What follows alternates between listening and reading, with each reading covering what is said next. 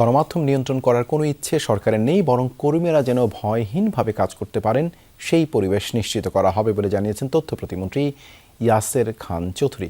দুপুরে সচিবালয়ে বিএসআরএফ আয়োজিত সংলাপে তিনি কথা বলেন। এ সময় সাংবাদিকদের জীবন মান উন্নয়নে সরকারের বিভিন্ন পরিকল্পনার কথা তুলে ধরেন প্রতিমন্ত্রী।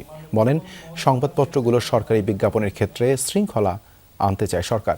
কোনো নির্দিষ্ট পত্রিকা যেন বারবার বিজ্ঞাপন না পায় এবং সবাই যেন সমান সুযোগ পায় সে বিষয়ে নতুন নিয়ম করার ইঙ্গিত দেন তিনি। এছাড়া আগামী বাজেটে সাংবাদিকদের ওয়েজ বোর্ড নিয়ে ইতিবাচক পদক্ষেপ নেওয়ার উপর গুরুত্ব আরোপ করেন তথ্য প্রতিমন্ত্রী।